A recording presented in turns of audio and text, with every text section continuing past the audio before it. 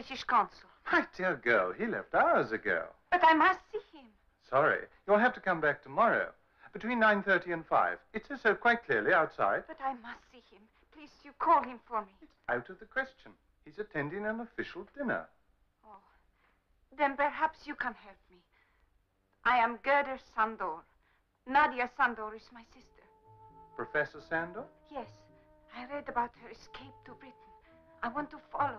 Only I need help to get away from Slavosk. Quite impossible to do anything tonight, Miss Sandor. Tomorrow. I'll arrange for the consul to see you first thing tomorrow.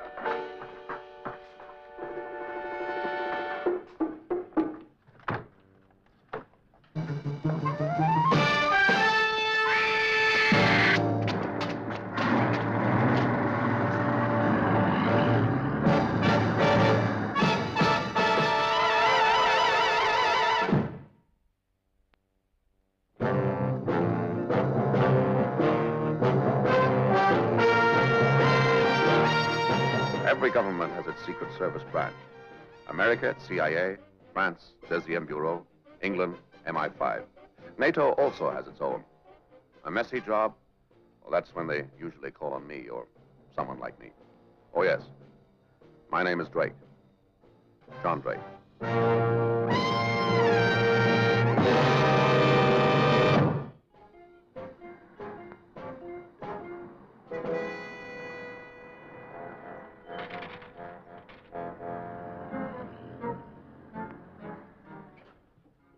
Come in, Drake. Oh. Well.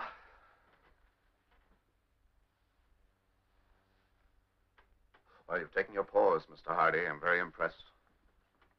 You know, you telephoned me in New York. Your voice on the phone was marked urgent. Now, the flight over here to London, to say the least of it, was only mildly entertaining. Oh, no, come on, Mr. Hardy. Be kind to a depressed pilgrim. A small piece of whiskey and an equal amount of conversation.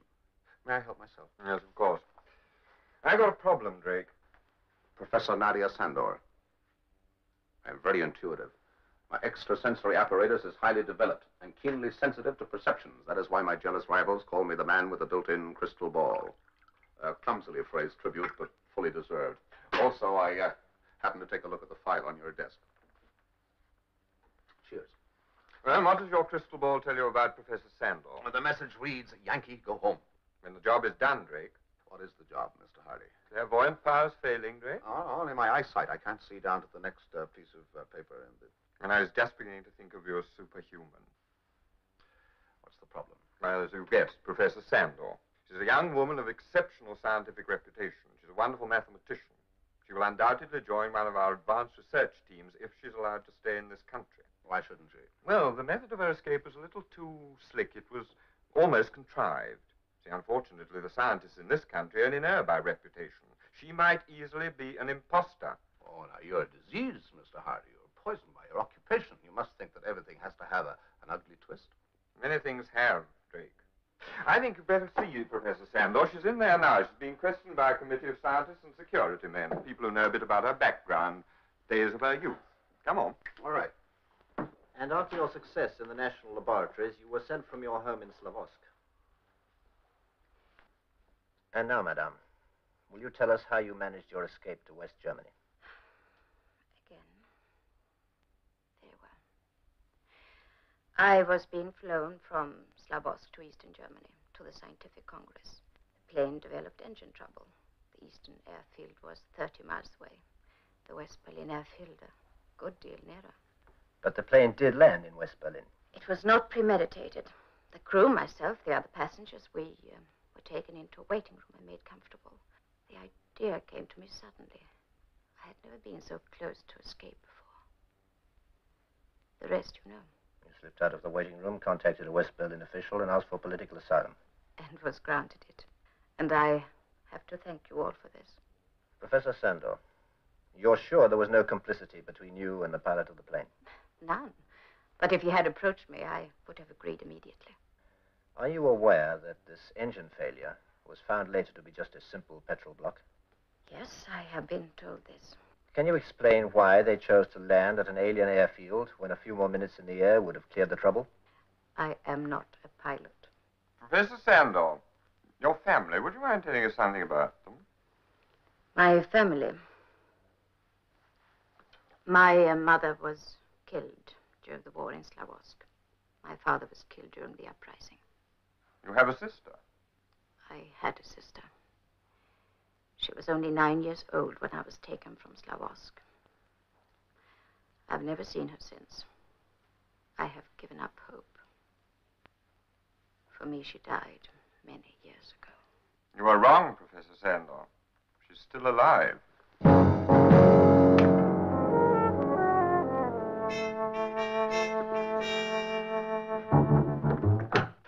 Oh, she seemed very sure of her facts. A little glib, didn't you think? Rather too glib? Oh, there's just a possibility that... It's a fascinating problem, Mr. Hardy. Fascinating. It's a problem. There's a question that's going to be asked in the House of Commons tomorrow.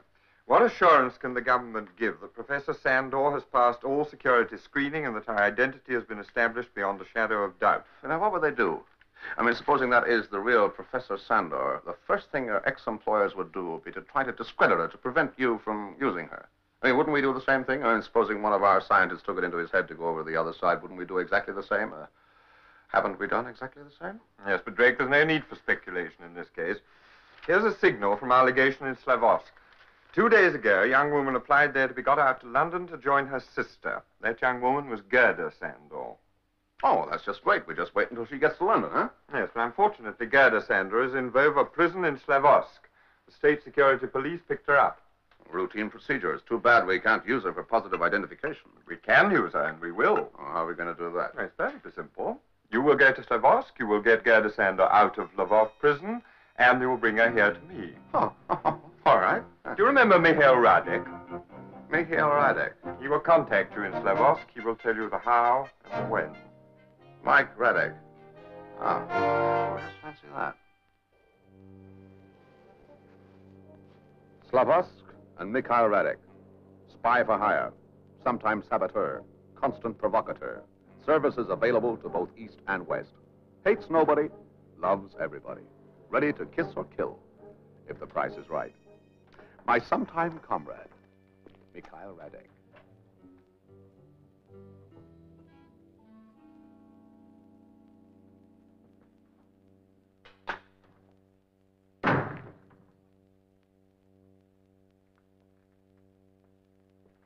Oh, Mike, what have you been up to? I am never up to anything. I am here and there. East and West. Who pays best? You're a scoundrel, Mike. But lovable. At heart, I think I'm an idealist. Oh, really? What do you believe in, Mike Radek? I believe in the philosophy Of hard cash. but without pain, without bloodshed, just for fun. And for your pocket. I think the rich must help to feed the poor a little bit. I don't think you love me anymore, Drake. You're going to play this one straight, aren't you, Mike? Drake, you know me. I'm on your side. Oh, yes, I pay well, so you're on my side. I have to live. You're still not dead. What can I do? I try. And now my poor old mother's deathbed prophecy begins to worry me. I will end my days on the gallows. My poor old mother. Your poor old mother. Now I feel better. No, Mike, we have a problem here. The problem, to get Gerda Sandor out of the Vova prison and take her to London, correct? Correct. We got to move fast. 2 Arbo agents are on their way here to take her back to the capital. I know who they will be, Glatsanov and Parzinsky. Parzinsky, I seem to have heard that name before somewhere. Parzinsky is a good man. He will be in charge of the operation. Glatsanov is just an oaf in uniform. Are they known in Slavosk? No.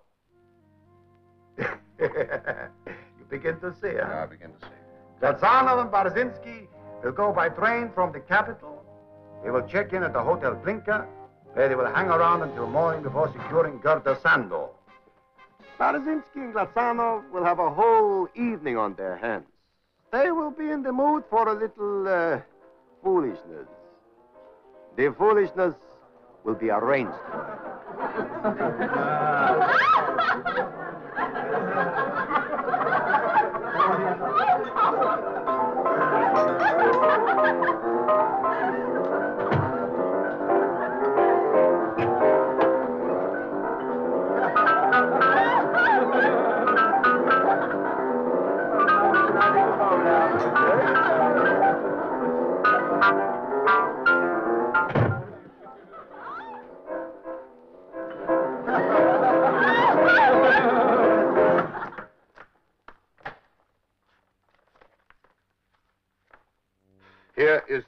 Police order.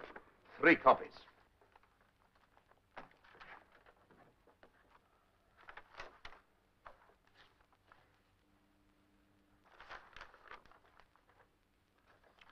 All is in order, Comrade Pasinski. Now, if you will please sign the receipt that I have delivered to you the person of Gerda Sandor. Of course, Comrade Nygor. You will be transferred to the prison in the capital in the custody of Comrade Pasinski.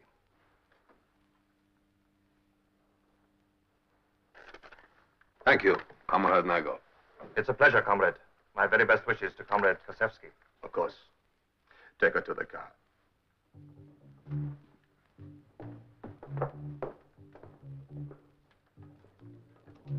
Mike Raddock took his money and disappeared. All I had to do was to get the girl across the border.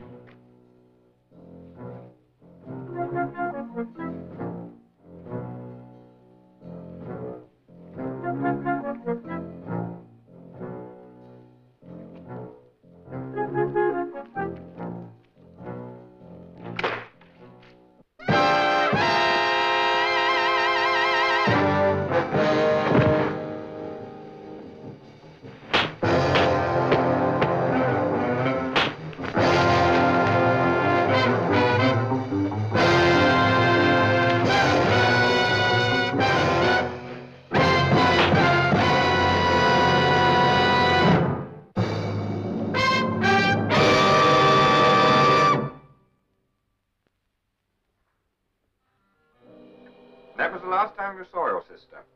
Yes, the last time. I was only 9 years old, too young to understand very much. When she went away... You lived with your... My father. He was killed during the troubles. And after that, Miss Sandor? After that, I was alone. All my family had been killed. I was alone. You made no effort to find your sister. When Nadia went away, she was never spoken about in our house.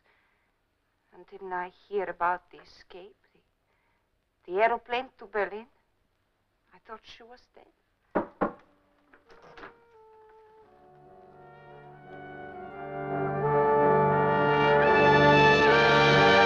Nadia, Gerda. My dear. Oh, my dear. I expect you two would like to be alone together. Yes, please. Oh, allow me. This way, please.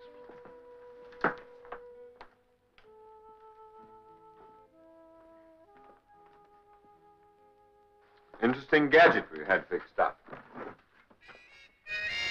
yes, Mr. Hardy. I have seen them before in the most unexpected places. A kind of mechanized peeping Tom.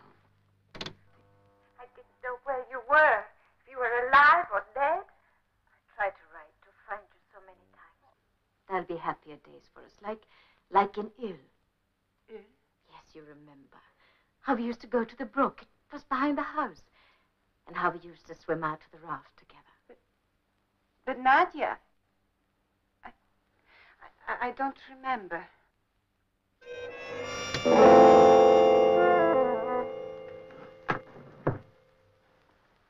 No. No, it's not possible. possible. She must be my sister. I feel it. Miss Sandor, you're only saying that because you want her to be. But when she took me in her arms. Please, is it not possible? So much has happened. War, revolution, suffering. Is it not possible that Nadia could forget? Could quite honestly forget? Miss Sandor, you don't believe that. You don't believe she's your sister. You won't admit it to us, but you've already admitted it to yourself. But she must be my sister. I've given up hope. She's all I have left. She must be my sister. Miss Sandor, is there anything that she would know about? Something that she would never forget? Do you know what I mean? Some sort of family joke or a place that she was Yes. particularly... Yes, there is one thing. Mulki. Mulki? Oh, come in, Professor.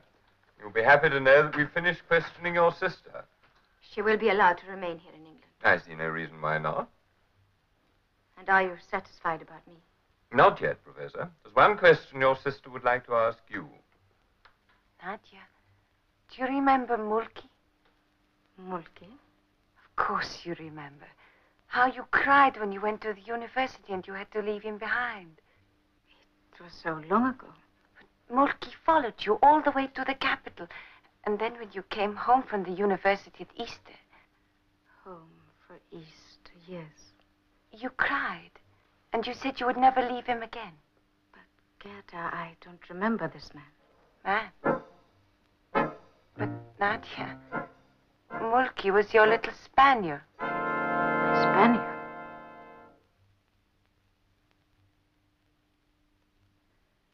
Who is this woman? She's lying. Trying to track me. She is not my sister. That is now quite evident.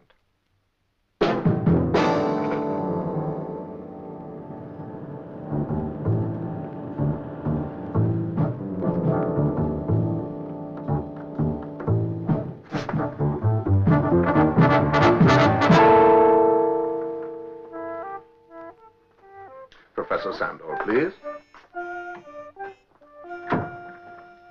I'm sorry to inflict even more questioning upon you, but I do assure you that I'm not trying to trick you or to trap you, but merely to find out the truth. Truth, freedom, justice. How glibly we use those words. Is she your sister? I longed for her to be my sister. But is she your sister? No. And yet when you came into the office, you accepted her. You embraced her. And she embraced me. Ah, yes, but she was a mere child the last time that she saw her sister. And my sister was a mere child when I saw her last. You don't remember your dog, Mulki? There never was a dog, Mulki. Do you remember Professor Lautner? Lautner? Yes, Heinz Lautner. He used to be an instructor at the university. He's now in London. He says he remembers Nadia Sandor very well. Would you like to meet him? I never heard of Heinz Lautner. Did you know that Mr. Hardy is arranging to have you deported? Why doesn't he arrange to send us both back, this Gerda and me, and see which one they will punish?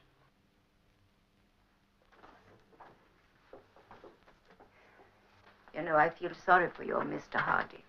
I do not envy him his sleepless nights.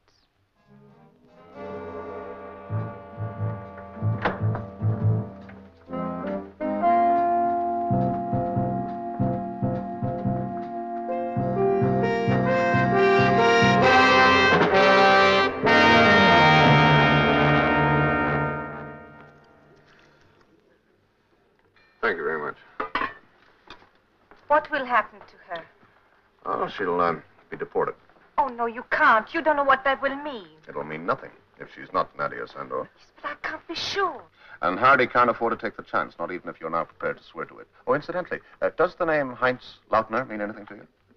Heinz Lautner. Yes, he used to be a professor at the university. Oh, yes. Professor Lautner. In Slavosk? You remember him? Yes, I remember the name, and I remember Nadia speaking about him. Oh, good. That'll help to establish him. Establish? Yes, Lautner is in London. He says that he remembers Nadia very well. I see. Now, look, if I come round for you tomorrow morning at 10 o'clock, we'll go and collect Lautner and take him along to confront her. I'm sorry, I know how you feel about this, Gerda, but don't you think it's better to settle it one way or the other, once and for all? Yes.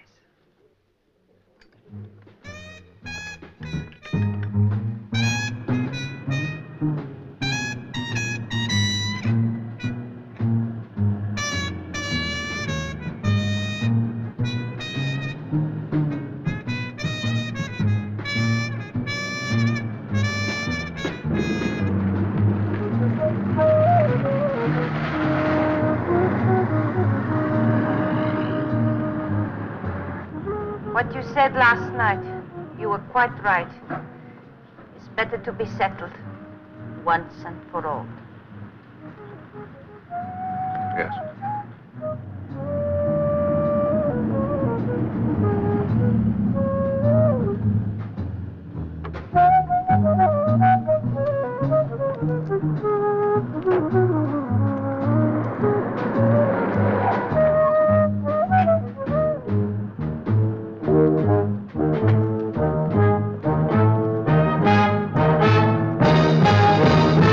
Right here. Hello, Drake. Mike Braddock. What are you doing here? Looking forward to meeting Professor Lautner.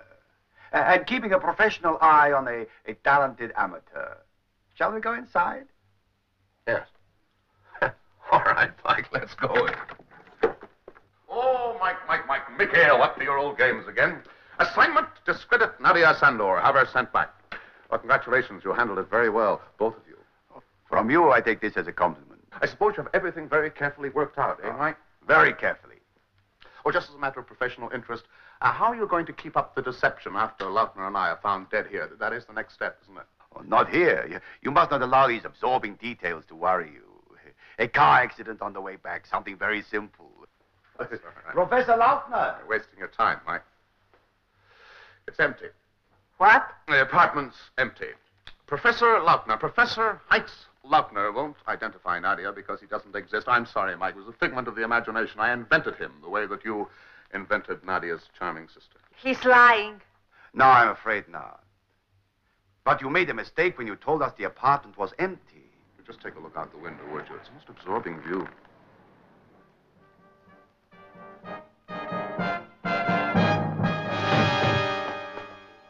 The police. Oh, it's the same at the back. You're in a trap, Braddock. Discretion is the better part of valor is a very fine saying. I'm obliged. I suppose you couldn't say that I was working as a double agent on your side. No. Then perhaps I had a change of heart at the last moment and handed the girl over to you. You double-crossing twister. Oh, darling, this is too close to the truth. Please, Mr. Drake. How much would it cost? When you play this sort of game, you must expect to pay the consequences. You will both be deported. Please. Mr. Drake, you don't understand. I can't go back. If you please. If I am deported, it will be to America. I got papers to prove I'm an American citizen. No, they won't let you in, Mike. Japan, I got papers. They won't let you in there either. Iceland, I got papers. No, but don't worry. You'll get a cool enough reception where you're going. Excuse me, please. Drake, if they need a character witness at my trial... I'll do you the favor of staying away. Bye, Mike. Professor Sandor. I'm sorry we've not yet been able to find out if your sister is still alive, but we won't give up hope. We'll go on trying to find her for you. And with our unrivaled knowledge of tricking and trapping, who knows? How can I thank you enough, Mr. Drake? Oh, please don't do that. It's just that I couldn't bear the thought of all those sleepless nights that our poor Mr. Hardy would have had.